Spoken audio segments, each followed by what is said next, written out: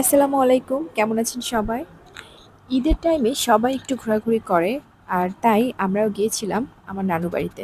খালামণিরা আসছিল, কাজিনরা আসছিল। আমরাও গিয়েছিলাম চিটাগং থেকে এইজন্য নানু বাড়িতে বেড়াতে যাওয়া। অনেককে একসাথে পেয়ে সত্যিই খুব ভালো লাগছিল। এসেই দেখি খালামণিরা, কাজিনরা রান্নাবান্না শুরু করে দিয়েছে। কিন্তু আমাদের ডিমান্ড ছিল আমরা চুলায় রান্না খাবো। বর্তমানে আসলে শহর কিংবা গ্রামে গ্যাসের চুলাই রান্না করে। মাটির চুলাতে এখন আর রান্না করতে দেখাই যায় না। কিন্তু মাটির চুলার রান্নার স্বাদই অন্যরকম। যাই হোক, খালামণি আর কাজিনরা এখানে কোটাবাছা করছে। একটু পরেই রান্না বসিয়ে দিবে। ও, আপনাদেরকে মেনুটা বলতে তো ভুলেই গেছি। আজকে দুপুরে আমাদের মেনুতে ছিল মুরগির মাংস, আলু ঘাটি, গরুর মাংস, মাছ ইত্যাদি। মশলাগুলোও কিন্তু সব বাটা মশলা ছিল। এখানে গরুর মাংসটা রান্না হয়ে গিয়েছিল। গরুর মাংসটা কালার অনেক সুন্দর আসছে। মাংসটা দেখেই বোঝা যাচ্ছে এটা মাটির চুলায় রান্না করা হয়েছে। এখানে আলু ঘাটির জন্য আলু কাটা হচ্ছে। আসলে আমি আলু ঘাটি রান্নাটা আপনাদেরকে দেখাবো। কারণ আলু ঘাটি রান্নাটা অনেক মজা হয়েছিল। অনেক, অনেক, অনেক টেস্ট হয়েছিল। আর যেটা রান্না করেছিল আমার দুলাভাই। আজকের মেইন শেফ। মাঝে মধ্যে আমার দুলাভাই রান্না করে। তার হাতের রান্না খুবই মজার। এইজন্য স্পেশাল আইটেমগুলো তার জন্য রেখে দেওয়া হয়েছিল। এখানে মোরগের মাংস রান্না হচ্ছে আর তার জন্যই একে একে সব মশলা দেওয়া হচ্ছে। আপনারা তো দেখেই বুঝতেই পারছেন যে কি কি মশলা দেওয়া হচ্ছে। এখানে সবই বাটা মশলা, জিরা বাটা আছে, শুকনা মরিচ বাটা আছে, আবার দেখলাম গরম মশলাও বেটে রেখে দিয়েছে।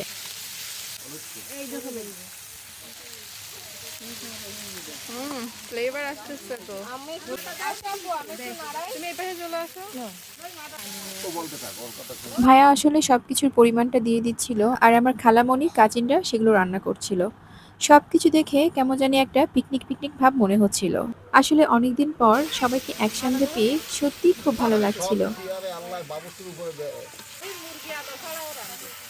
মুরগিতে আদার পরিমাণ কম যাবে, রসুনের পরিমাণ বেশি যাবে।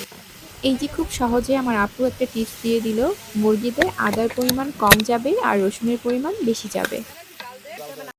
ফ্লেভারটা এত ভালো আসছিল যে দেখে বোঝাই যাচ্ছিল খেতে অনেক টেস্ট হবে। এই যে এটার ফাইনাল লুক, খেতে কিন্তু সত্যিই অনেক মজা হয়েছিল। এবার দেখাবো আপনাদেরকে আলু ঘাটি রান্না। কিভাবে আমার দুলাভাই আলু ঘাটিটা রান্না করেছে। আলু ঘাটির জন্য আলু তো লাগেই। আর এটা মোরগের চামড়া, গিলা, কলিজা এগুলো দিয়ে রান্না করেছিল। এটাও মোরগের মাংসের মতোই রান্না করা হয়েছে। কিন্তু বিশ্বাস করেন, মোরগের মাংস আর এইটার টেস্ট পুরাটাই আলাদা ছিল। আমি জানি না কেন, বাট ২ টার টেস্ট ডিফারেন্ট ছিল। ওইদিন আমাদের শেফ বড্ড ভালোই রান্না করেছিল।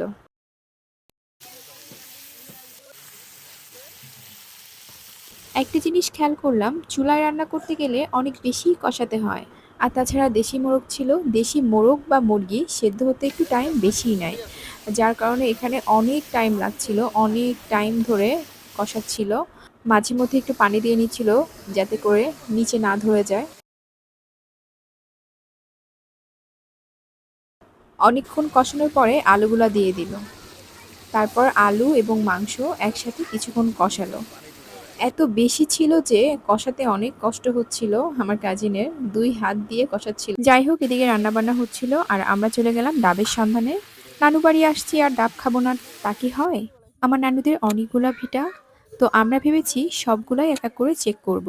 আসলে এখানে এসে তো ছোটবেলার কথা মনে পড়ে গেল। এই যে আমার একটা কাজিন, ও বলছিল আমাকে একটু ভিডিও করে দিতে। তো ওকেও আমার ভিডিওতে নিয়েছি। আসলে এই মাঠটাতে ছোটবেলায় আমরা একসাথে অনেক খেলাধুলা করেছি, খুব মজা করেছি। এখন সেগুলো সব স্মৃতি হয়ে ভাসছে। ছোটবেলাতে এই ফলগুলো খুবই খেতাম, খুবই মজার ছিল।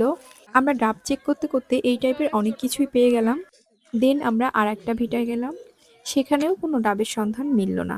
আমরা অনেকগুলা ভিটা খুঁজেছি বাট কোথাও ডাব ছিল না। তারপর আমরা নানু বাড়িতে চলে আসলাম। এসে দেখি সবাই খাওয়া শুরু করে দিয়েছে। তাই আলুঘাটির ফাইনাল লুকটা দেখাতে পারলাম না।